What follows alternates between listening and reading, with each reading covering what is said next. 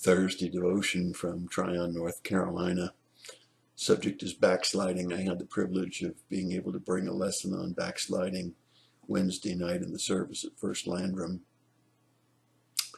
based on Proverbs 14:14.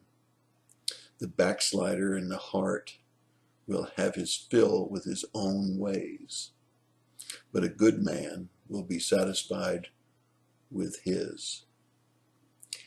What does that mean?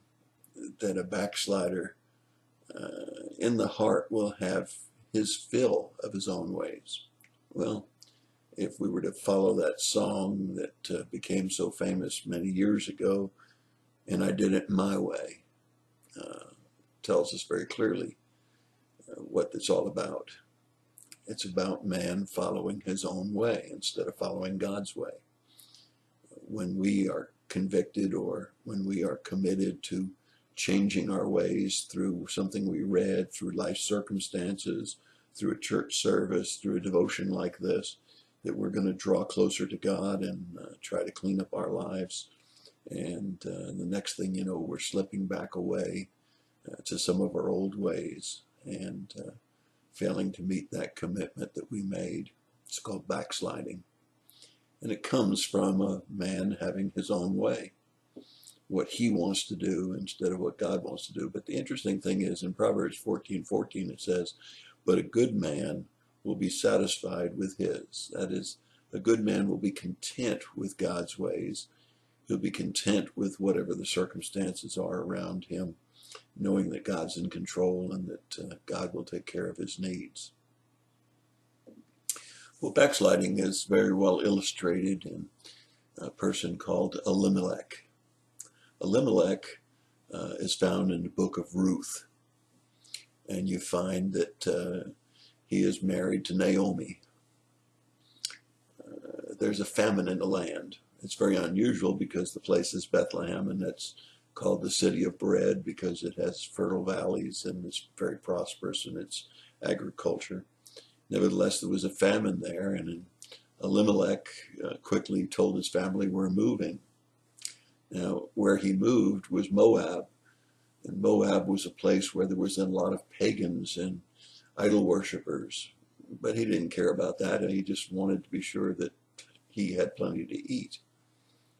Well, it's not very long before Elimelech dies, and it's also not very long before the famine ends, and we find Naomi and the daughter that she had, that the book is named after, Ruth, moving back to Bethlehem, where we find a second man. The man's name is Boaz. Boaz had stayed through the famine, and he was prospering once again. It talks about his pickers and his farmers going through his field and reaping a large crop, and he has finances enough to have bought land and to even go further than that and to redeem Ruth. That's not what the story is all about. It's about contentment. And certainly nobody better phrased for contentment was Paul. Paul says, "I've learned to be content in whatever my circumstances, whether in prosperous times or times of difficulty. I've learned to become content." Now, we don't want to be content with our spiritual condition, but we need to be content with our circumstances, knowing that God's going to take care of us. And that's the contrast between Elimelech and Boaz.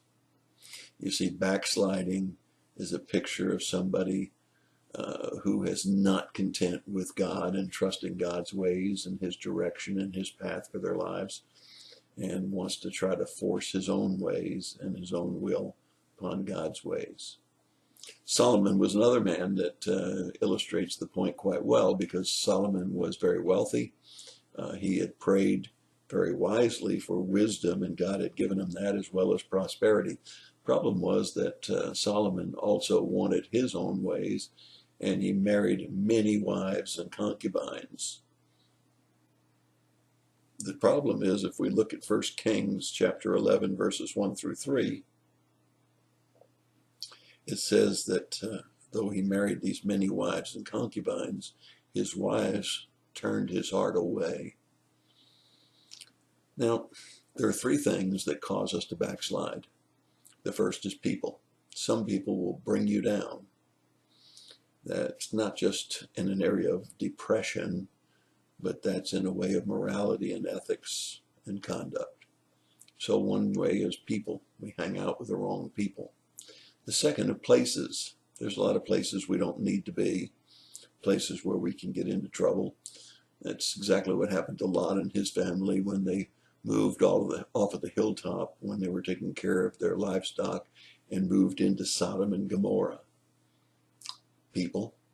The people there were wicked. Place. The place was known for its immorality. And the third thing is pollution. That is the influences around us. If you were to live in West Virginia around the coal mines, it'd be pretty hard to wear a white suit. And in the world that we live in today, with all of the pollution of ethics and morality, then we find that same thing is true. Pollution is all around us, and it's easy to get dirty. So we have three things that cause our backsliding: people, places, and pollution. And we need to learn how to be content, no matter what our circumstances, as Paul was in Philippians 4:11.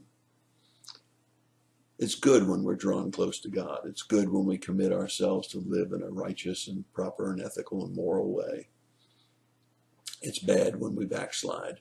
And so we need to be careful about the people, the places, and the pollution around us, so that we continue to live in a way that's pleasing to God. That's your thought for the day. God bless you and have a great day.